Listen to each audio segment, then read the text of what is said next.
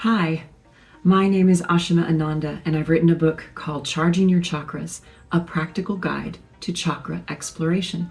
And in these little 5-minute videos, I spend some time talking about the chakra system and how it has influenced my life and how we can practice together to use the chakra system to our advantage in our lives. It is here for us, and I think it's a matter of finding it and getting ourselves into a place where we can explore it, use it, allow it to infiltrate our minds and our bodies and our spirits, and learn about ourselves, about others, learn about happiness and flexibility and euphoria and groundedness and those concepts that sometimes can seem almost esoteric, but actually have their roots in your own body. We're talking about Anahata.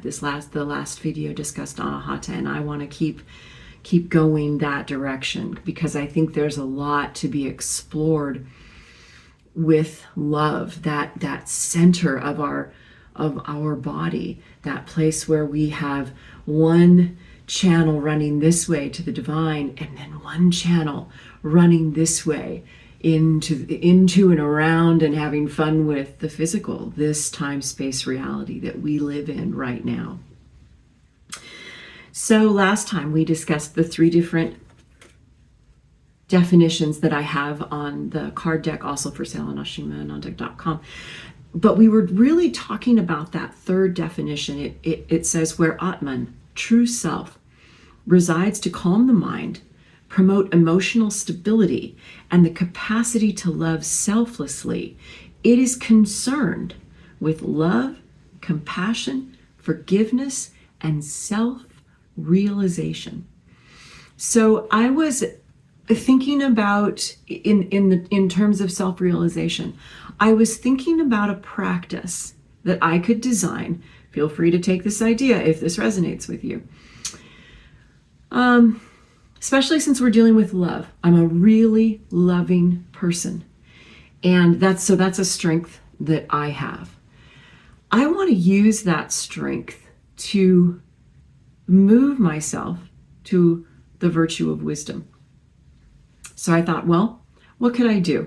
How could I design a practice that again is totally accessible to me at any time, but not a practice where I set roadblocks in my way?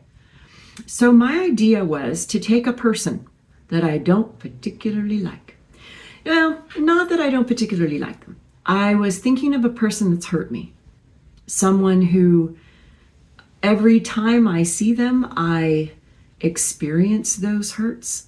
Even though we're having a conversation over a beer, I am still seeing them through that lens of hurt, because that's the first memory or thought I have of that person when I see them. So here's what I did. I decided that every time I saw that person, I would allow that hurt thought to be supplanted by a more positive thought, because you're not going to spend time with somebody who's just mean to you. There are other things that this person has done and said and been to me that were not hurtful. So I wanted to play with this idea. What started happening was, at first it was just constantly that idea.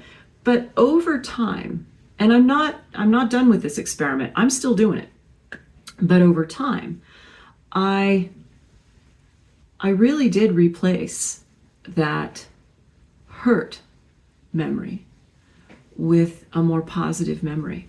I was able to tap in to Anahata. And so the positive just sort of ate up that negative. And now when I see that person, while I do have that, I don't see it as a, oops, sorry, just one more thing. I don't see it as a negative, because it's really just a continuum practicing, right? But it is slowly this loving kindness and this other memory that I have of this person. It is slowly supplanting that negative memory. And to me, that facilitates wisdom. That's moving me in the direction I want to go, which is towards wisdom, using the strength that I have in my loving, kind heart. So, sending positive energy out to all beings everywhere. Namaste. The light in me recognizes, honors, and loves the light in you.